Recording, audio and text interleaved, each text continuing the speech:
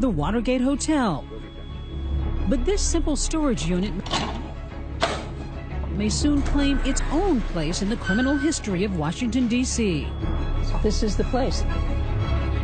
Where did you put the recorder? I had the recorder right here behind that plastic bin. It was right here that this woman, speaking on camera for the first time, set up a bizarre amateur sting operation which would upend one of D.C.'s most famous murder cases, and she says endanger her own life. I honestly thought, he's going to kill me. We're talking about the notorious Chandra Levy case. This case had everything. It had power, it had sex, it had the nation's capital, it had a young woman on the rise. And now, because of this woman, the man once convicted of the murder will walk free. Do you regret making those recordings? I had that recorder because my gut instinct told me something was really wrong and something terribly could happen. Tonight, for the first time, you'll hear her story. Hear from that suspected killer himself. We're on our way to meet the man many are convinced attacked and killed Chandra Levy. And something else you've never heard. Sorry, I haven't heard from you. Actual voicemail recordings from the congressman at the center of Chandra's story. It's 11:45. Sorry, I've been tied up the last 2 days. You already know that. In fact, we'll begin right there with what Condit left on 24-year-old Levy's home answering machine on a night in early May 2001. Maybe you're out of the country or something. Anyway, give me a call to pick up this message. The Democrat of Central California is wondering where Chandra is, and he's not the only one. I called up, and then she didn't answer. Bob Levy, an oncologist, and wife Susan are expecting their 24-year-old daughter back home in Modesto, California. She was shy. She really liked being at home. Yet her daughter was ambitious, dreaming of a career in law enforcement. You sound like you're very content with the program and everything. Oh, yeah. She'd even volunteered at her local police department before heading to the nation's capital. She got the internship at the Department of Prisons there, and I think she was interested in going to the FBI. The FBI would be in Chandra's future, but not in the way she imagined. After 9 months in D.C., the internship is over. Chandra cancels her gym membership and emails her landlord that she's heading back to California. Then I called again, then on the weekend she didn't answer. 5 days pass with no word. Chandra's anxious parents call police, who head to her apartment and make some noteworthy discoveries. It appeared to the police she was packed up, ready to go home. FBI Special Agent Brad Garrett, now an ABC News consultant, worked the Levy case for years. Her driver's license, her credit cards, Her cell phone? and her cell phone were still in the apartment. That's baffling to me and others, because the whole idea is when you're going to leave, you're at least going to take an ID. There were only two things missing: her keys and a ring. A gold ring with her initials CL in diamonds, a college graduation gift from her parents. What are you hearing from the police? Well, they were sort of nonchalant because what can they do? Police do canvass the area, including nearby Rock Creek Park. And Susan Levy begins her own search, looking through her daughter's cell phone bill. I saw this number that was being called many, many, many times. I decided to call that number, and it turned out to be Gary Condit, and he answered the phone. And what did you say? And I was kind of surprised, and I said, "Do you know where my daughter is?" And I thought to myself, this is wrong. Come on in and make yourself home in my office, and I'll be back. Give me 10 minutes. Okay, I'll be right back. But why exactly was the congressman, a minister's son and married father of two, calling a young intern to get together? Give me a call. Give me a rundown on kind of what your schedule is. Things are looking pretty good for me today. Anyway, bye. Condit's always maintained he cooperated with police and voluntarily came in for questioning. But former D.C. Chief of Detectives Jack Barrett believes Condit was being coy. He admitted to the detectives that first night that they were dating. We didn't know whether it was a friendly relationship. We didn't know if it was a sexual relationship. He didn't admit that he had a sexual relationship with her. He did not.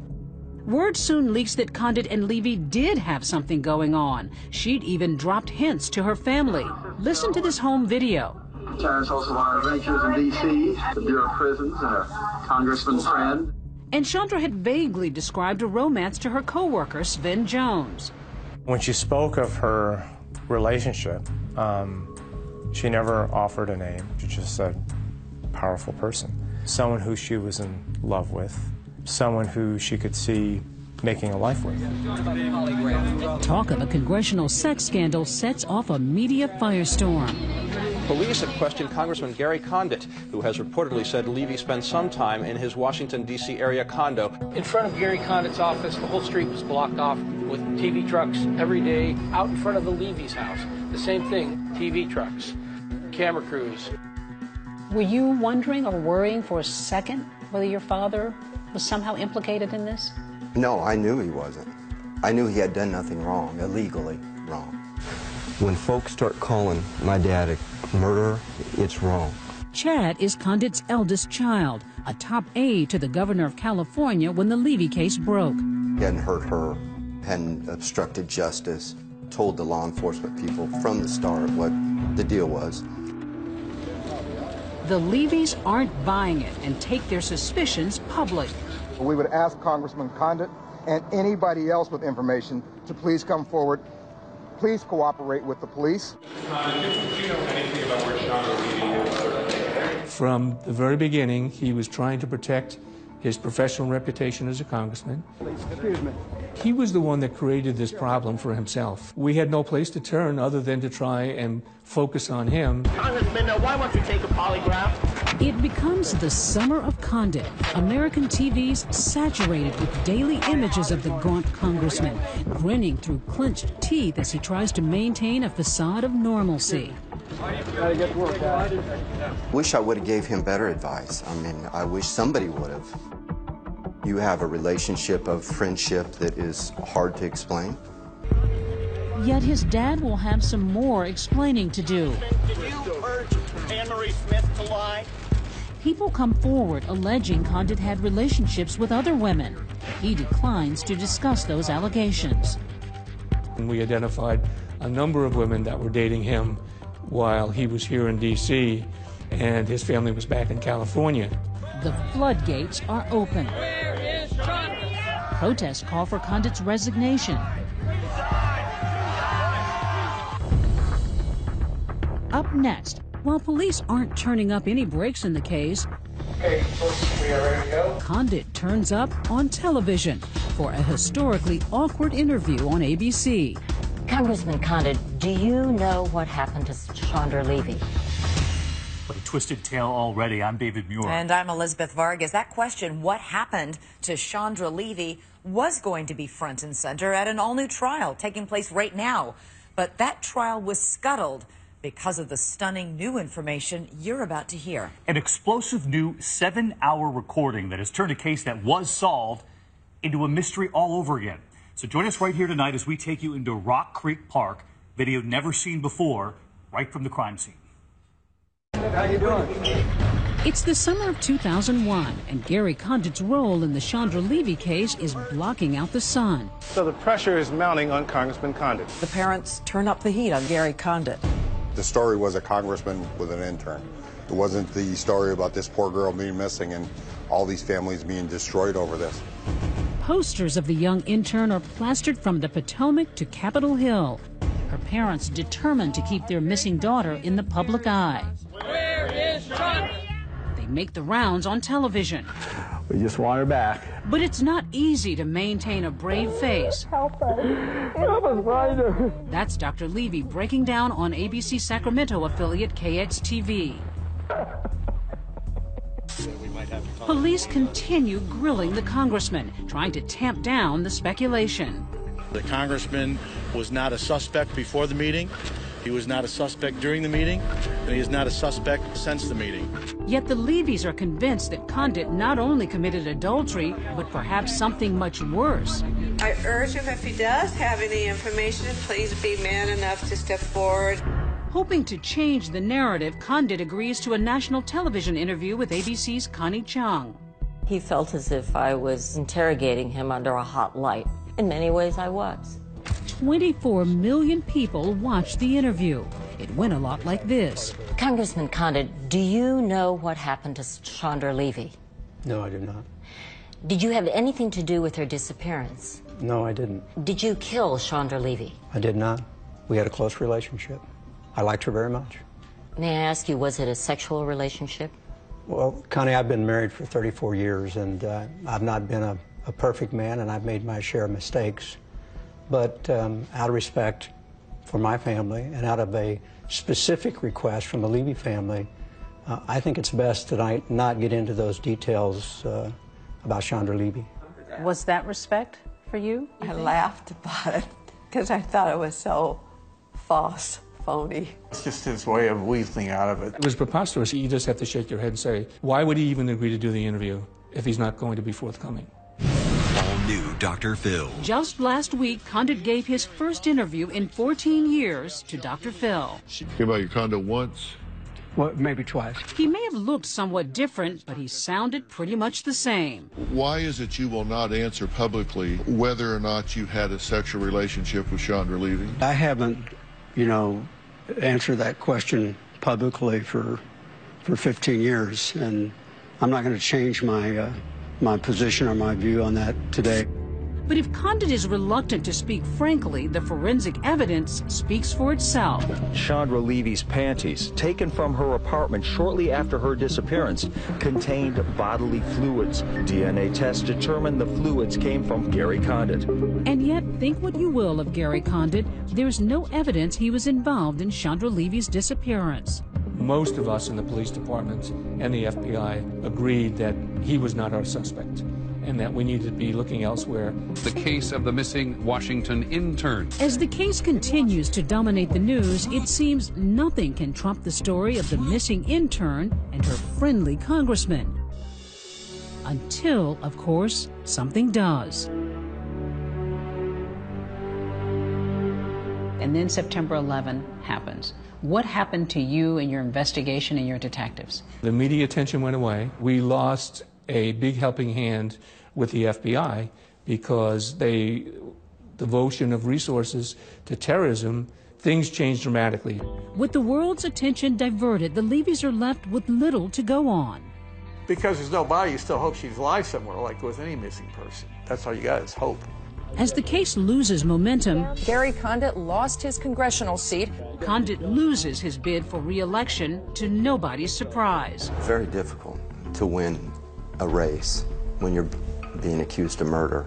It's been a great opportunity to be in public service. Weeks later, a striking coincidence. Award-winning Washington Post reporter Sari Horowitz is revisiting the now cold case of the missing intern. I arranged a breakfast with a police official, and during the breakfast, his pager just started going off. Then a timely break that a reporter can only dream of. And when he came back, he had this stunned look on his face. And he said, "You're not going to believe this, but I just got a call, and they think they found Chandra Levy's remains in Rock Creek Park." The remains lay in a remote section of Washington's largest park, 5 miles from Chandra's apartment. Finally, they discover her body in Rock Creek Park. Huge park. Huge park. Twice as big as Central Park in New York City. The gruesome discovery made by a park regular. I was walking my dog, and I came across a human skull. This is actual crime scene video, never before seen publicly. Those are Chandra's Reebok sneakers and her jogging pants tied in knots, which will lead investigators to believe this was no accident. But no sighting of her gold ring. We cried. Yeah, I cried a lot. Screamed and cried. Yeah. You can't imagine to have your child laying out there. It seems so unfair. For detectives, the discovery brings relief, but also embarrassment. This is something that we all have to live with. There may have been DNA evidence that all that was lost because of the fact that we were unable to locate her remains during the time that we were searching the park. The remains found 79 yards off a dirt path down a sharply steep embankment. Police had searched 100 yards off all paved roads. Had they searched 100 yards off all foot trails too, they may have found Chandra's body, DNA intact, months earlier. Some people see that as evidence of ineptitude on the part of the police. Is that fair? Everybody's entitled to their opinion. Critics say it wasn't to be the only police blunder. Days after Levy's disappearance, an untrained officer tried going through her computer and accidentally corrupted the data, which would have shown Levy had researched Rock Creek Park. And on top of that, another oversight at her apartment building. What about the surveillance camera of her building? So many times people look to see who came and went in a building. Things like surveillance cameras, unless you go and initially grab them or tell the management to hold them, they erase or disappear. And unfortunately, that's what happened in this case. At least now the Levys can have a memorial and lay their beloved daughter to rest. She was a quiet but very powerful force, very smart, funny. I felt like she was going somewhere. It was just really disheartening. When we come back, police find more secrets in the park and set sights on a new man. Will there be justice for Chandra? When we get 2 attacks on women by a guy with a knife in a short distance to where Levy's body was found, that stands out like a neon sign. And for the first time, the voice of the witness who could both make and break the case. He told me he didn't know he killed her. It was an accident. 2020 continues with mystery in Rock Creek Park. Sprawling Rock Creek Park in Washington, D.C. With its 2,000 acres of lush trees, quiet streams, and wildlife, a perfect place for a walk or a crime. Look at how remote this is. It's quiet. There aren't any other witnesses. So this is an ideal spot for a predator to attack somebody. Yeah, this is right off the beaten path. Dr. Kim Rusmo maps murderers. This is the apartment building near DuPont Circle where Chandra Levy lived. This is where Chandra Levy's remains were found. His title, Geographic Profiler. His job, analyzing every location in a crime. I think she followed up the path here, and then she was attacked, and her body was found here. Decoding the patterns that can crack a case. We break a crime down to its constituent parts. So for a murder, we're going to have an encounter, the place where the offender first sees the victim. Then we're going to have the point where he first attacks her. Then we have the actual murder scene itself. Then finally, we have where the body gets disposed of. Rusmo was brought into the Chandra Levy case by the D.C. Metro Police and the FBI after focus shifted away from Congressman Gary Condit. We made it pretty clear to the prosecutors that we didn't think that Condit had anything to do with it. Instead, police gradually retrained their focus on this man who'd been arrested for attacking 2 female joggers in the park just 2 months after Chandra's disappearance. Not enough attention was being paid to a suspect who was hiding in plain sight. Both attacks occurred in similar park locations. Same sort of path, same sort of slope. This is probably even steeper, same sort of isolation. Both women fought off their assailant and survived. The first female jogger, the one who was attacked about 700 yards from where Levy's body was found, said she saw Gwandike in the Pierce Mill parking lot. And if you look at where Chandra Levy lived, the logical route would have taken her right through the Pierce Mill parking lot. So who's the predator in the park? His name? Ingmar Gwandike, a 19-year-old undocumented construction worker from El Salvador. He had alcohol problems, he had cocaine problems. Sari Horowitz and her Washington Post colleague Scott Hyam published an explosive series of articles questioning why the Metro PD hadn't pursued Gwandike harder in the Levy case, given his disturbing M.O. He would sit at a park bench and he saw a certain type of female that something inside of him would compel him to give chase. He would sprint up behind them, grab them around the neck, and pull them off the trail. I'd seen an article in the Washington Post that talked about this guy called Gwandike who attacked 2 women in the park. The microgeography was identical. So I was curious, how had they dismissed him? Why would somebody who attacked a woman and possibly even killed her come back to the same area and attack 2 more women right after that? Because it worked for him. Gwandike's hit with a 10-year sentence for the attacks. But now, after those scathing Washington Post articles, police look at the Levy case with fresh eyes, zeroing in on Gwandike's activity around the time Chandra vanished. We know he didn't go to work on May the 1st. We know that he had marks on his face following the disappearance of Levy that he gave inconsistent explanations for. But you can only solve a crime through a confession, physical evidence, or a witness. But there's nothing to actually tie him to Chandra Levy. Unfortunately, One of the best means of finding physical evidence from the body had been lost because of its decomposition.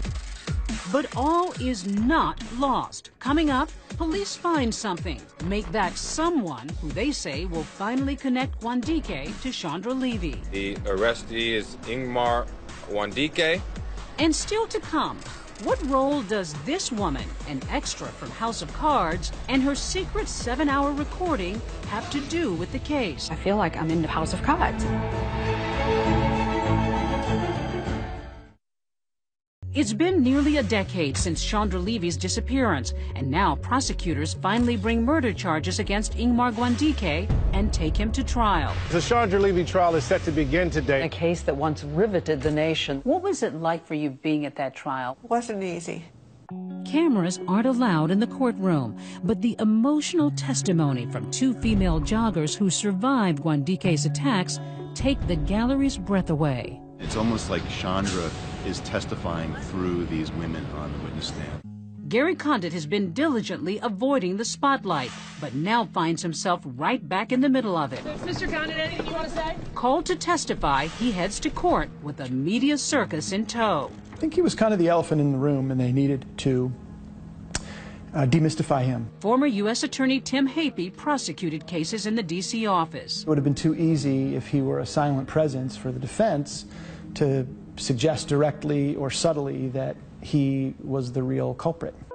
A Condit sighting always makes headlines, but now prosecutors are hanging their case on a secret weapon. Today's one of the prosecution's star witnesses.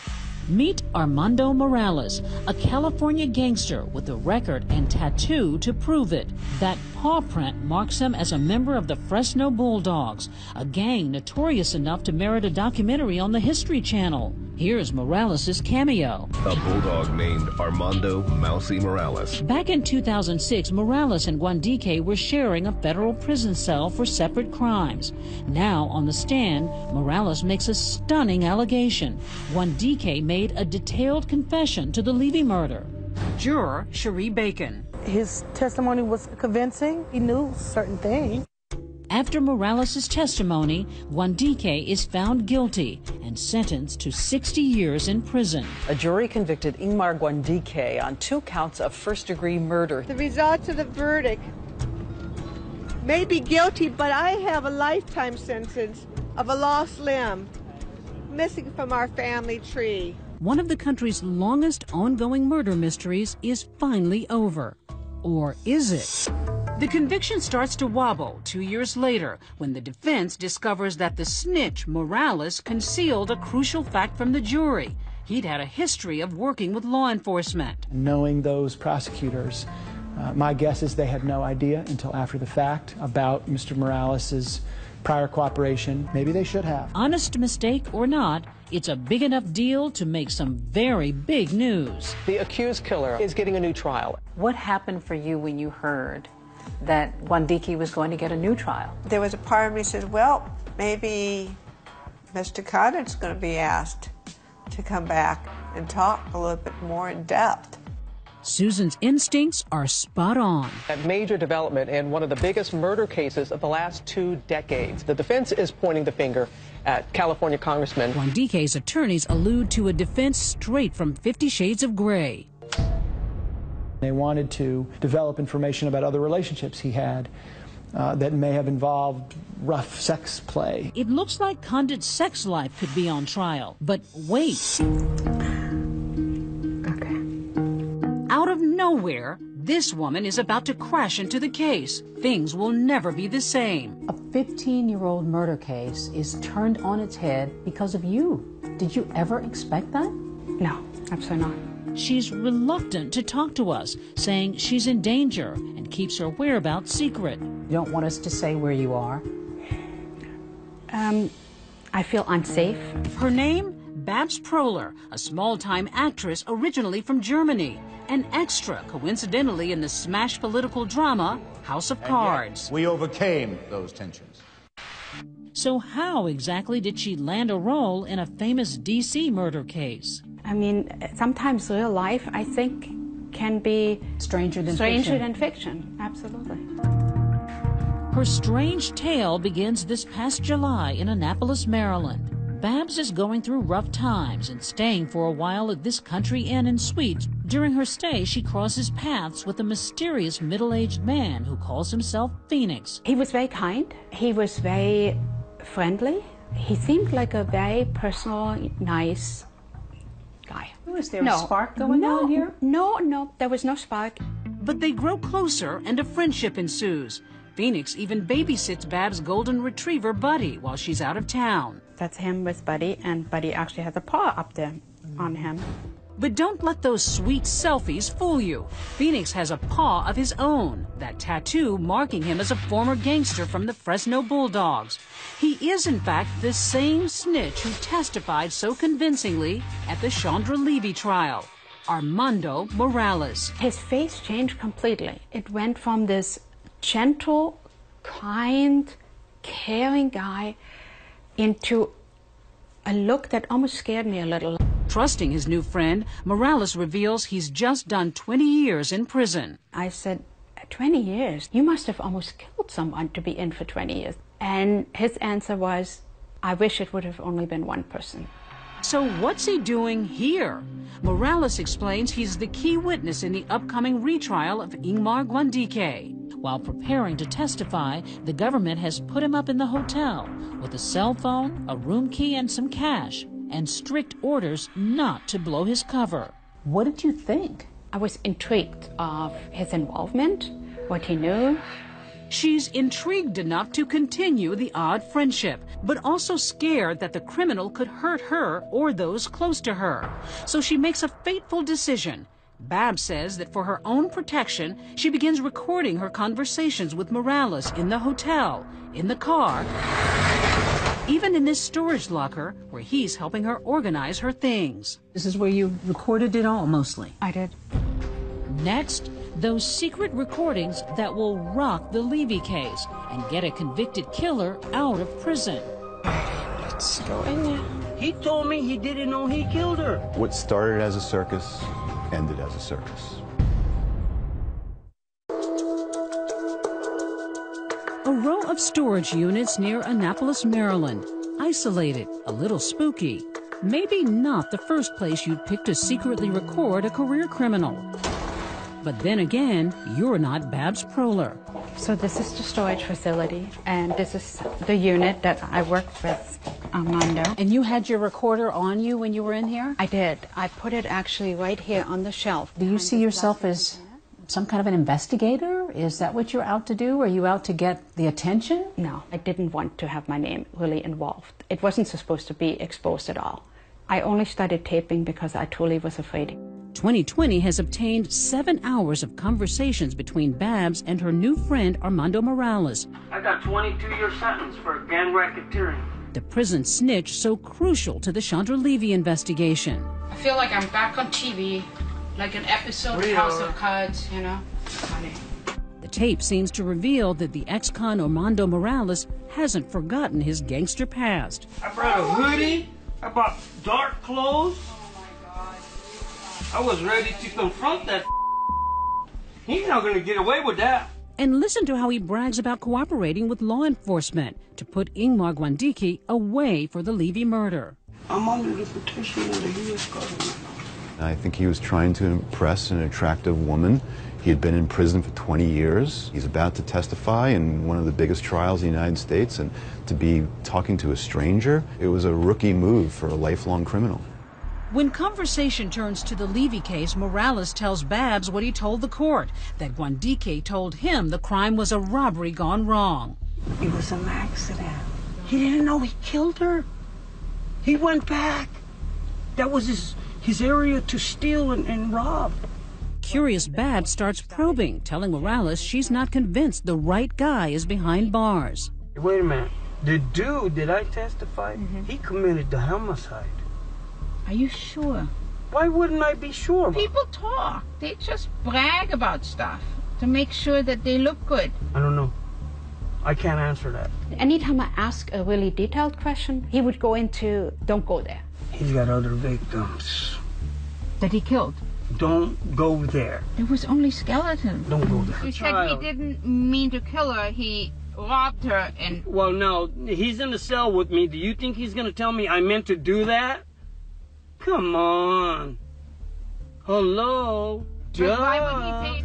She says all those evasions make the whole account seem fishy. To me, it didn't make sense. I ended up feeling like, you made this up. Why would he lie? What was in it for him? He said, I wanted protective custody. I no longer wanted to be afraid because I was always afraid. Which is exactly what Wandike's defense attorneys argued in a 114-page filing. Morales had a powerful motive to fabricate testimony, a desire for safety from enemies who want him dead. Plus, Proler says, Morales may have hoped the feds might help him dodge a murder rap of his own back in California. He said in Fresno he was involved in a gang-related murder that they're trying to pin on him, but that's being handled. Aren't you terrified hearing somebody describe how they killed people? Absolutely. Scared out of my mind. Morales might be protected by the government and Proler might be in danger. But for whatever reason, she keeps pressing record and keeps pressing Morales. Finally, she claims her persistence pays off. Morales cracks, admitting he fabricated Wandike's confession. And then he says, you know what? The prosecutors wanted me to lie. They knew they had the right guy. They just needed somebody to say it. He said that to you? Yes. And you had that on a recording? Mm-hmm.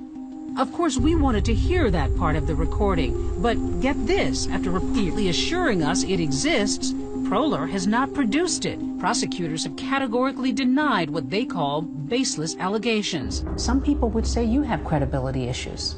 Make that legal issues too. We've discovered Proler has a checkered past. The suggestion is that you've had aliases, that you've had sort of a sketchy past yourself. No. I was married twice, and I had my name officially changed after the divorce. There's also an accusation of theft. What about the theft? Were you charged? I was charged.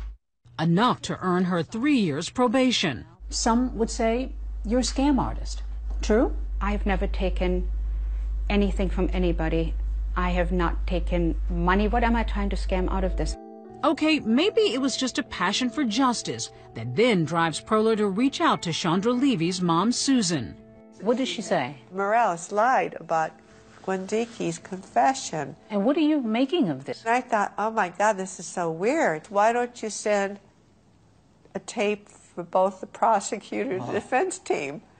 You send it to them. The prosecutors met with me first. They couldn't have liked this. No. But if prosecutors listened to the same recordings we did, they didn't hear Morales confessing. They heard him sticking to his original story.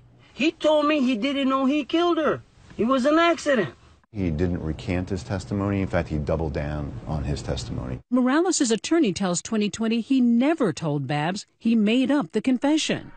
Despite all that, this past July, the bombshell detonates.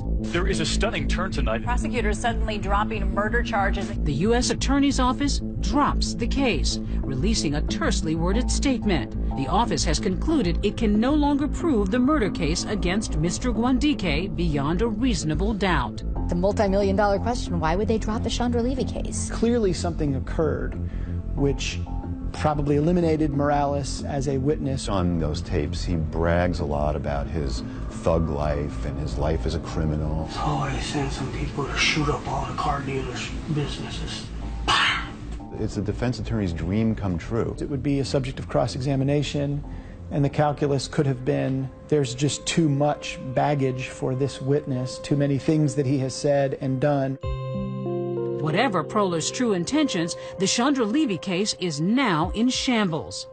It fell apart because this woman tampered with the witness. Why did she do that? What was her motive? I felt guilty. I felt really bad about what happened. Why? Oh, I thought, well, maybe I should not have called this number. The Levys now have the rest of their lives to ponder the what-ifs. And Proler says she's worried Morales will come after her for revenge. His current whereabouts, unknown. My life has been affected negatively. I'm moving from hotel to hotel right now. I'm afraid. Why'd you decide to talk with us? I believe that the truth needs to come out. I think somebody out there knows something. I've tried to be brave through all of that. Still to come, we've heard from everyone else. Now, hear from the man once convicted of killing Chandra Levy himself. We're on our way to meet Ingmar Wandike. Just weeks ago, during a visit to Rock Creek Park, where Chandra Levy's remains were discovered, Hello? 2020 producers got an unusual phone call. Un residente en Farmville Detention Center. Sí, hola, Ingmar. The undocumented immigrant, recently freed from a 60-year sentence for the murder of Chandra Levy, sits in an immigration detention facility, awaiting deportation, and now has agreed to speak only with 2020. Hello, Ingmar? Sí. Immigration and Customs Enforcement has a strict no-camera policy in their facility, so we give Wandike a call. Have you ever harmed a woman? Have you ever shoved or hit a woman? Mire, cuando a mí yo caí preso, ¿verdad? Por haber atacado a dos mujeres. This could be your last chance to set the record straight. Did you attack Chandra Levy? Yo nunca conocí a Chandra Levy, nunca tuve un contacto con ella y nunca tuve comunicación con Chandra Levy. Did you confess to Morales? Nunca, con hermano Morales, nunca hablé nada de Chandra Levy. Yo soy inocente de todo lo que me acusaron de Chandra Levy. He sounds a bit rehearsed, so we decide to fly down to the highly secured detention facility in Farmville, Virginia, to look Wandike in the eye. We're about to sit down with Wandike. I'm going to show him a picture of Levy and ask him face to face if he killed her. Inside, he continues to maintain his innocence, saying he's found salvation for his previous crimes. Wandike seemed anxious to talk to us. He was filled with lots of details about why he's innocent. And of course, he denied that he ever touched or killed Chandra Levy. 15 years after Chandra Levy first went missing, here's where things stand today. The prime suspect, Ingmar Wandike, wants to stay permanently in the U.S.